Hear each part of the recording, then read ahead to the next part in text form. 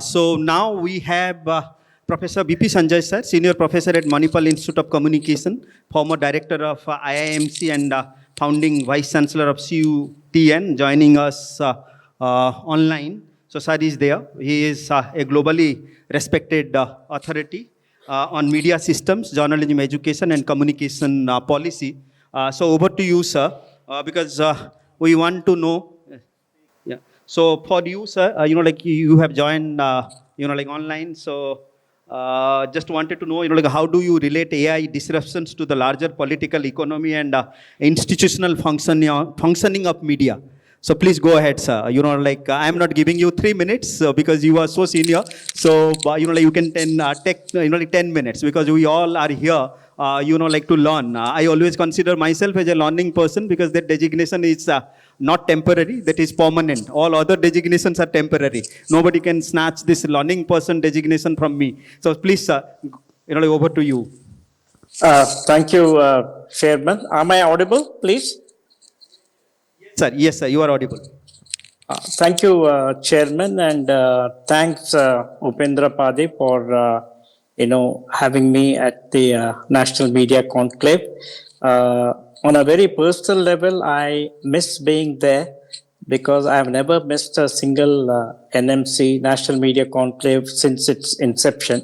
So this time I had to, excuse myself due to unavoidable circumstances. Anyway, nevertheless, the theme and the scope of discussion has already been outlined by many of the speakers, including the last few aspects that I had from Professor Ravi.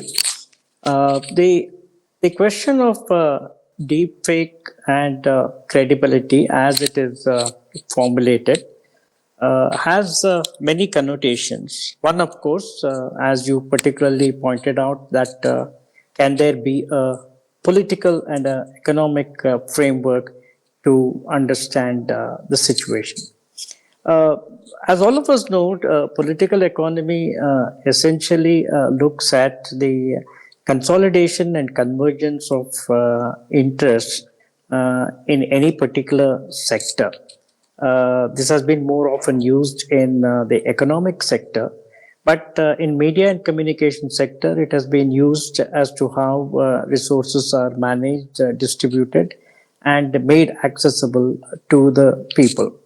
So one argument that many in India would point out is the frequent criticism of the media system that they call it as a media capture phenomenon. Media capture phenomenon, which is a product of both increasing corporatization on the one hand and increasing political control in terms of how day-to-day media operate. Now, this political control should not necessarily be understood with respect to any one political party or dispensation, because students of media economy and media spread realize frequently how media monitoring exercises have constantly pointed out that there are multi-layered political interests that converge on operations of a host of media in both cross-media format as well as vertically integrated format. To that extent, the natural suspicion about the political economic framework as to whether it also capitalizes on the immense possibility tools like AI and other available mechanisms offer in terms of what we call as deep fake and credibility. Now, for the opening remark, I would also point out that whose credibility are we talking about? Are we talking about the credibility of the institution? Or are we talking about the vulnerability of the people who believe in the deep fake phenomenon? Let me take the latter, that the vulnerability of the people. Now, historically, all of us know that, people have certain filters built into their thought processes. be it in terms of voting pattern, be it in terms of social engineering, etc. So one of the critiques of deep fake also stems from the fact that people have become sitting ducks and vulnerable because of their own inclination to believe what they think is right. And it is into this process of what they think it is right are the institutions operating on deep fakes. That is one, what I would call it as, the choice factor of the people on which the institutional factor of deep fake is practiced. Now, the other premise in communication is the whole question of do we believe what we see, that is, seeing is believing phenomenon, or the other way, that we believe because we want to believe. So these are the factors. For example, Ravi would endorse in the whole concept of some recent incident in Karnataka. There was this dialectics of mainstream versus media versus a host of what we call as the YouTuber inspired journalism, where one of the charges that went up to the SIT team is this whole construction of the event. Good or bad, credible or not, is not for me to judge because it's a very sensitive matter, and we all know that it's very difficult to comment on the veracity. But what is important here is that the entire system was in a position to use the available tools of deep faking and transmit the same sense of credibility across the channels. Now, this is one good example of recent example that I could think of as to where credibility and deep fake by the media institution can operate. Now, second observation I would like to make is the structure of the media system itself in the Indian context. Media system in India is not necessarily a kind of a homogeneous composition of only corporate interests. Media system now is also diffused at what we call as personal level and also operating on mobile journalism practices, etc. Now, here, the deep fake, is it created by the media to enhance their TRPs and viewing metrics? We cannot make the charge yet, but seeing the trend that the media practitioners might resort in terms of replacing the humans with artificially generated images and content, there is a vulnerability on that particular aspect. Now, that is the second point that I would like to make.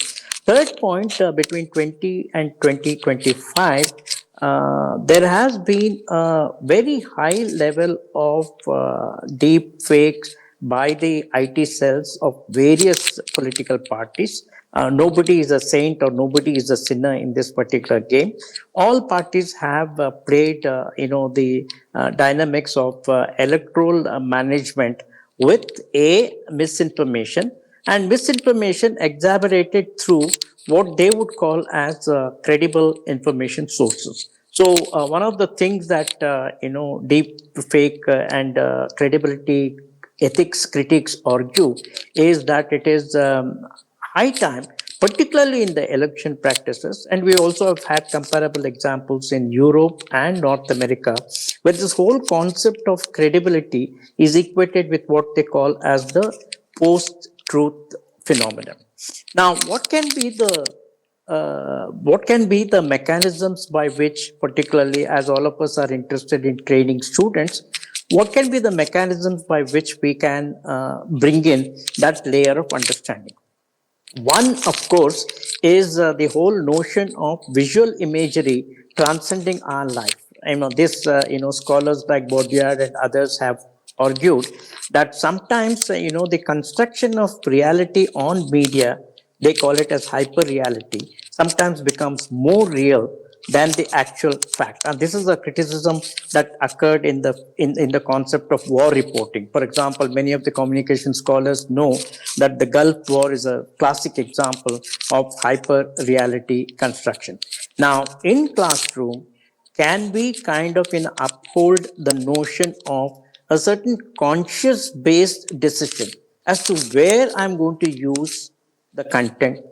Do I need to morph the content for enhancing my own credibility or my own reputation, or do I want to make a fast buck by being, on the screen for that flash of a second and make seem to think that the whole world is watching me? Now, this is a ethical filter that I would argue is very important in any kind of content generation, more so in terms of credible. Second is, are the platforms responsible? Now, this is a huge debate, etc. For example, when the digital publication intermediary rules has been notified yesterday, the publishers and the editors association have argued that it is a deep inroad into privacy. Now, the counter argument to that can also be that privacy has been considerably shaken, particularly in the realm of celebrities, by deepfakes. The sensitivity, etc., has been grossly exaggerated. Now, are there other problems in the Indian context in terms of multilingual, in terms of the iniquitous social class differences? It can pose a danger because deep fakes can be generated deliberately and mischievously. The, the day it is appropriated by large scale institutions, such as political party of any kind or an economic interest of any kind, then the real problem begins because consistent deep faking and consistent credibility information will have an impact on how people respond to issues and policies. Of course, related to this are issues of particularly gender, and we have the conception of caste, which is a very important variable, and the overall world studies which have indicated that India perhaps is one of the biggest democracies, no doubt, but it also has got a very iniquitous structure of sharing of political and economic power. So my argument is it is a crisis, but it is a crisis which can be managed by intellectuals who are present there and also by critical scholars. Thank you very much again for this opportunity. And if there are any questions, I can always answer them. Thank you. Thank you, Ravi. I notice your presence, and thank you, everybody. Thank you. So thank you very much, reminding us whose credibility are we, talking about. So it was very thought-provoking lecture from your side, sir. Will you be with us for, sir, another half an hour, or are you leaving right now? For about 10-15 minutes, I can be around, sir. And in case the chair has a question or two, I can definitely respond, sir. I'll be more than willing to do it. Yes. Okay, then, sir, I want to ask, because I have two questions for you. Because you have, already told, many points, but I just want to know from you, because you are one of the pioneer in journalism education. So how must, journalism education evolve to include AI literacy verification tools and algorithmic critique? That is number one question. And second question, do you anticipate the need for stronger media policies or regulatory frameworks around synthetic media? So these two questions are for you, sir. Yes, I'll take the second question first and come to the first question later. See, the question of media policy, as many of you stalwarts in the field know, unfortunately, or perhaps fortunately, is not taken very kindly because we are caught in the old world of, something exists as governance, something exists as people. So media policy, including, as I mentioned in my presentation, including the digital, privacy guidelines, which has been notified yesterday, It is indeed a regulation, no doubt, but it stems from a policy concern that people's information without their consent is being used by companies or by institutions.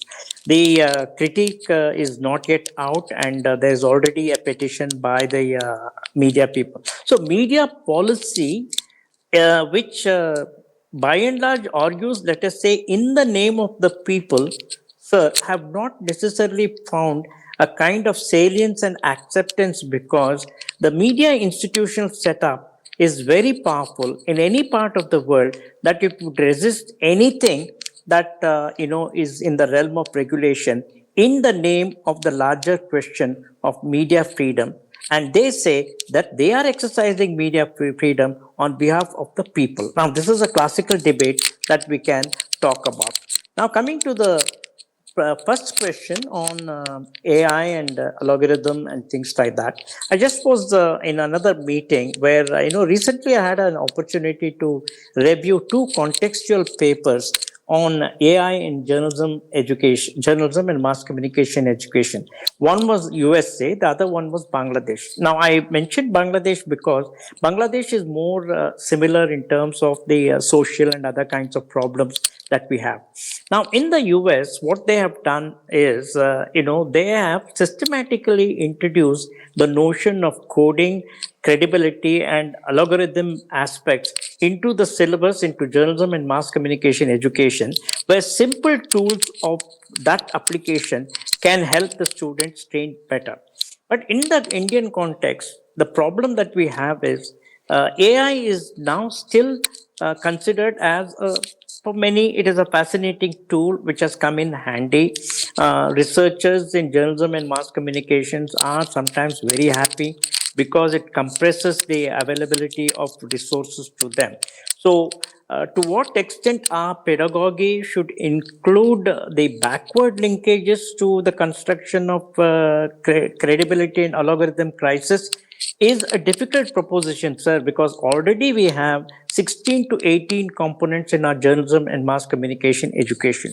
So the only two or three areas where we can introduce is one in the domain of research, and two in the domain of reporting, writing, and probably photography. If we can take a conscious, attempt at streamlining these inputs in the context of AI generated possibility of content, I think we will be making a significant progress. This is my view on that, sir. Thank you so much for the question. Thank you, sir. You highlighted, many important aspects. Sir is here for another 2-3 minutes. So, any questions from the audience you want to ask, or audience, those who are busy with your mobile phones? I always consider you people as the travelers of Titanic. You people are traveling in that, first class. Passengers of the Titanic ship. When the Titanic ship collided with the tip of the iceberg, so that time, those who were in the third class, they were fighting with the real problems, real situations. So those who are using, those students, I always consider you people traveling in the first class of Titanic. So don't be that, because technology is very fast evolving. So try to be the third class passengers. Then only, you will do lots of observations. So any questions from the audience? Yes. So anyone please hand over the mic.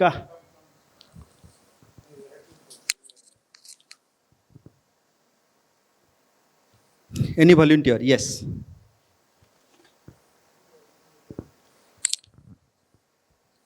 Good afternoon, everyone. A question to Sanjay, sir.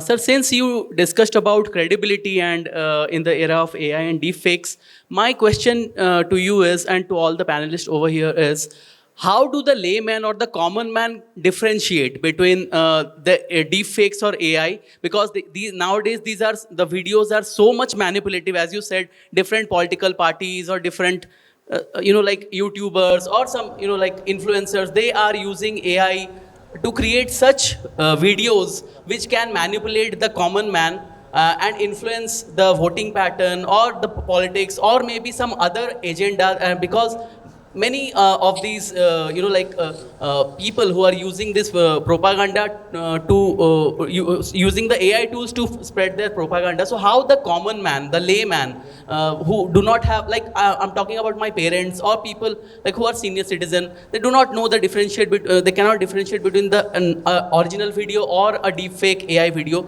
How to generate this awareness among the common man so that they can identify which is original and which is the deep fake? So question to you, sir. Sir, are other panelists going to react, sir? I can wait for the response and then. So Is there anybody else to respond, sir? I'll just answer this question from a technology side.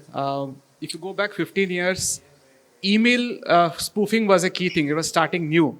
Many people got an email saying, please click on this link and you'll win 1 lakh rupees. And they clicked on it, they actually lost more than that.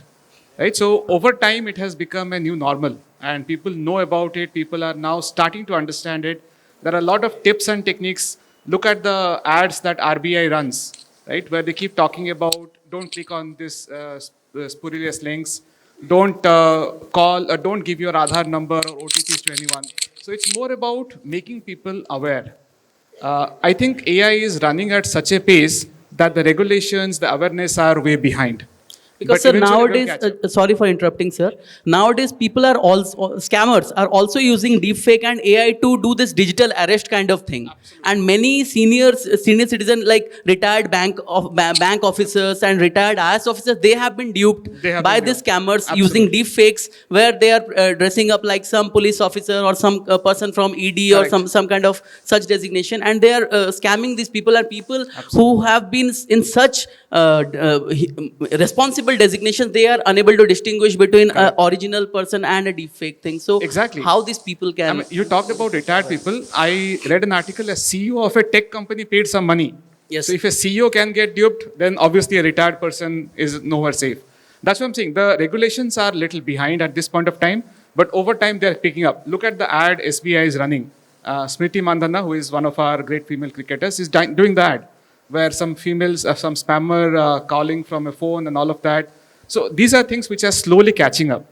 The problem here is AI is way ahead. So by the time we catch up with a trend, we tell people about it, there are new trends that are coming, new ways of spoofing people. So that's where literacy of ourselves also comes in. Am I careful about it? I got a mail from one of my friend who I know is genuine, but before I paid that money, I had to ask him, call him. I did it 3 times.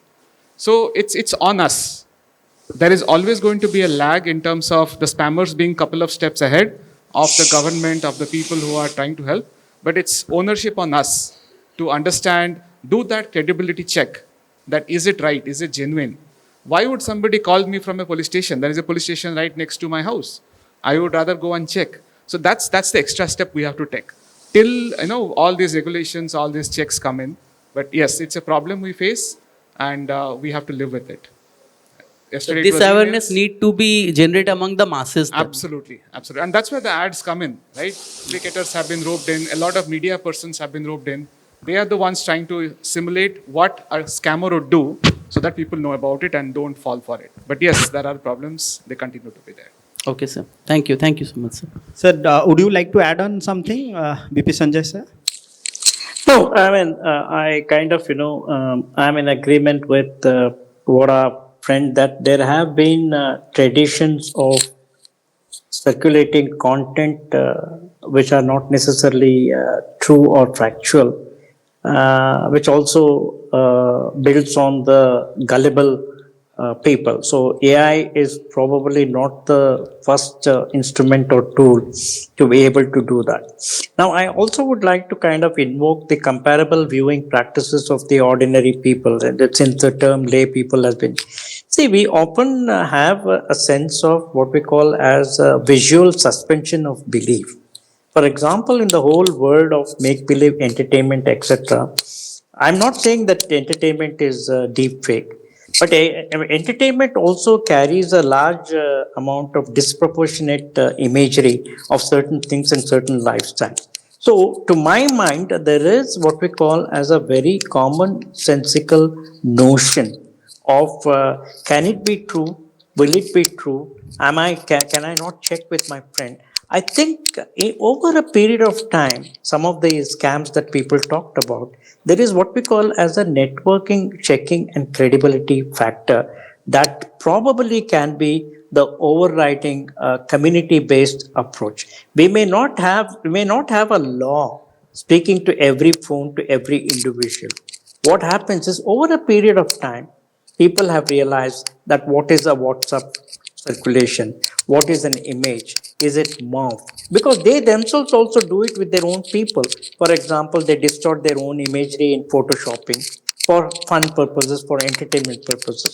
So I think I have greater trust in the commonsensical framework of people to believe or not to believe. But as I said in the opening statement of my presentation, credibility is something that is achieved and which has got a salient relationship that if you want to believe that somebody is entirely wrong, any deep fake circulation of that somebody will always reinforce your belief. We always reinforce the beliefs that we have in mind. And deep faking, as of now, is working on that circulation of ideas where social structure has a tendency and vulnerability to believe what others are saying as true. Thank you very much.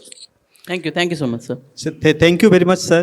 Though, like we are missing your physical presence here at KIT campus at 9th NMC, but the organizers, we are thankful to you. Like you took time from your busy schedule, joined us virtually. So this is the beauty of, technology. Though we are missing your physical presence, but, like we are all aware of your that virtual presence and the way you narrated everything. So thank you very much, sir. Thank you. Joining Thank you. us. Once again, congratulations and best wishes to each one of you. Thank you so much. May the conference be a success. Thank you. Thank you very much, sir. Bye. Bye.